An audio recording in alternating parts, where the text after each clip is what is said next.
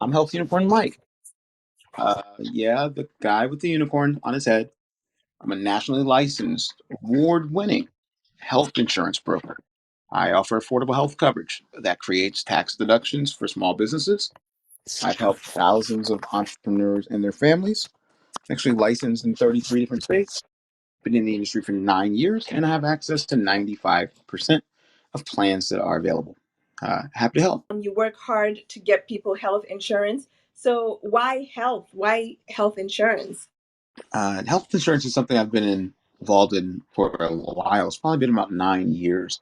And the motivation there is it gives me a direct interface to help people.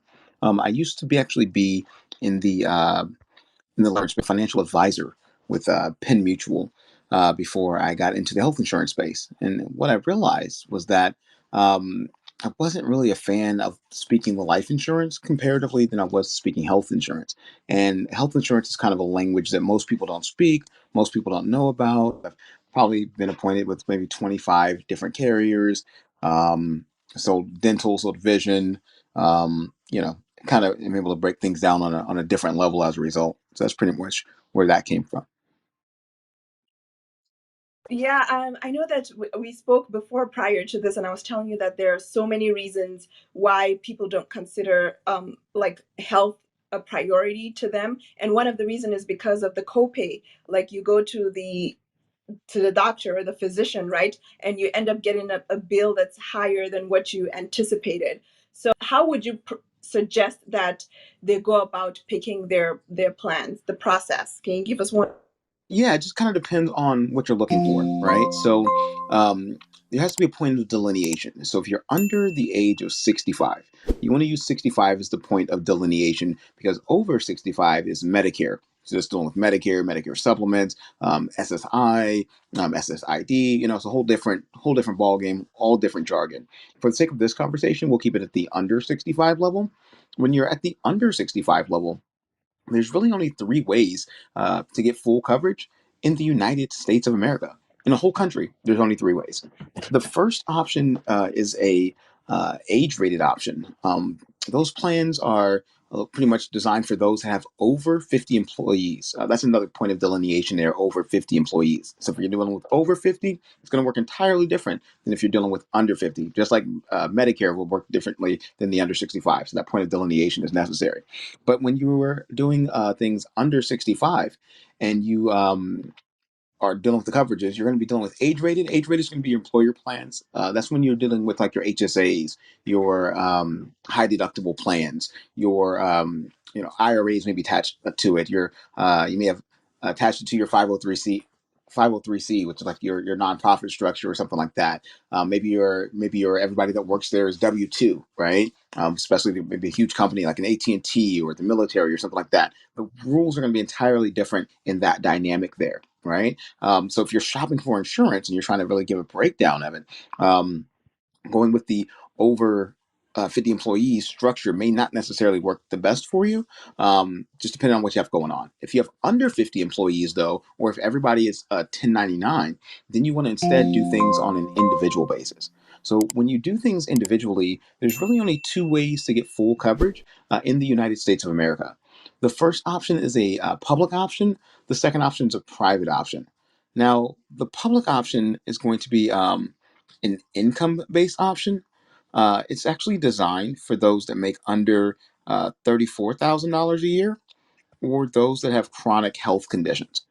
So if you're not fitting into either of those categories and you go that route, you're actually going to pay a lot more money out of your pocket, as much as a 400% increase.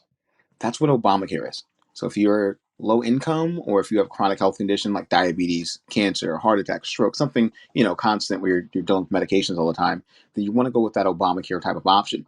Um, if you're not in those categories, though, then the alternative that you may want to look into is actually going to be a private option because a private option is health based. So, again, you do age rated, that's the employer coverage, or over 50 employees. Income rated is the public options. And then you have the private options, which are health based. So, it kind of depends on what you're trying to do, what you're trying to accomplish as to the best ways to shop for it. But if you're talking to someone like myself, I would narrow down each of those options to figure out, hey, did we need to go this route, or this route? Because if you can narrow it down, it makes it a lot easier to actually help somebody. So what happens if you don't make any type of income at all? Do you qualify for any kind of health insurance? Potentially. That's what is Medicaid.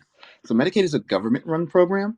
Um, so you have Medicaid and Medicare. Medicare is over 65. So when you care for old people, and you have Medicaid, you aid the insolvent, right? You aid the broke and the shut in. So Medicaid is going to be a state-run government program that's going to allow you to potentially get insurance without any income, or you can still also potentially apply for Obamacare. So from Medicaid to Obamacare, there's a delineation there of from 17,000 to 34,000. So if you're in that threshold where you make over 17,000 a year but under 34,000 a year, then you qualify for Obamacare, but you qualify for Obamacare with a subsidy, which means that the government's actually going to pay for part of the cost of the insurance. Versus if you go with just pure Medicaid, that means that you're under that $17,000 threshold, in which case you're able to actually get yourself insurance that doesn't cost you anything because the government is therefore funding it. The issues, though, is that a lot of doctors may not take the coverage. You have to keep your income very low, or otherwise you can lose the coverage. Even if you get a subsidy, you may even have to pay that money back at the end of the year if your income changed. So going based upon income, or going based upon the level of poverty that you're at, gives you options, but doesn't give you the most robust options, if that makes sense. So what happens when for example, like for our community, not everybody likes to go to the doctor. People don't even know what health insurance is, or they don't even want to bother themselves to go into health insurance. What would your advice be? Where will you begin if I know nothing about health insurance? I don't know that I am actually capable of going to the doctor. Where do you begin to advise someone to, there are options for them out there? Okay, like for them to get insurance or for them to sell No, for them insurance? to get it first, you have to be able. So I know Okay, nothing okay. about insurance, right? Nothing. I know nothing about what my options are for me to be able to fall sick and actually go to the doctor, right? So, in our community, most people fall sick, but they just remain at home because they don't know that they can actually go to the doctor and seek help. Where would we begin? Okay, so you're in essence talking about qualifications, right? So um, to determine which route made the most sense, whether employer coverage or individual coverage or private option, I would ask them a couple questions. I would want to know, hey, do you have any medications, pending treatments, diagnostic testing, surgeries that need to be covered? Anything over the past 5 years I need to know about. Any pins, plates, screws, shunts, pacemakers, any diabetes, any felonies. Um, if they can say no to those questions, then that's going to kind of determine where they're going to go.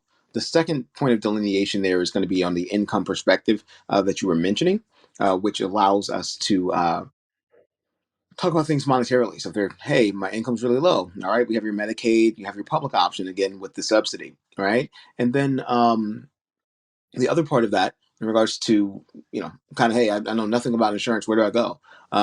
Well, one, you're probably gonna have had insurance from your job, or on your own before, so you at least have an idea about it. What I would tell you, especially, is ways to use your insurance in ways that would save you money, because most of us don't go to the doctor because we're worried about those copays, those deductibles, those bills that you just spoke of, right? So I would say, hey, make sure you're going to the urgent cares, make sure you're going to the standalone facilities, make sure you're going to places such as Quest Diagnostics to get your lab work done, or Tower Imaging to get like your imaging center done. People oftentimes think incorrectly that you're supposed to actually get things done at the hospital. The hospital is actually only designed for emergency situations. So that way, when you do go to the hospital, that's why you pay so much money out of your pocket, because they're setting you up with an emergency fund or emergency billing there, as opposed to just your regular checkups, physicals, or whatever it is that you're needing. Yeah, I mean, this is why, because of the complications and all the paperwork that people have to do, this is why people stay away from, health insurance.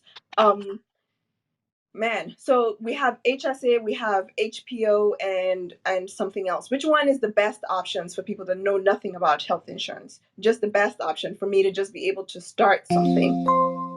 Um, it depends on what you qualify for, but ideally, if you can get yourself a health-based PPO, that's going to be the best way to go. Okay. And HRA is just a health reimbursement account. What that means is that you're able to get some money back at the end of the year because of the setup. you have. It's typically under a tax code 15B, HRA 105 is the reference point for the tax code there. But typically under a group option, you're more likely going to have an HSA than an HRA. You're going to have tied that with a high deductible type of plan. That's the only way that the HSA is accessible. That's a health savings account wherein your company or your employer puts in some of the money, and then you put in some as well. And typically try to match you, not 401k, but more so for a strategy there.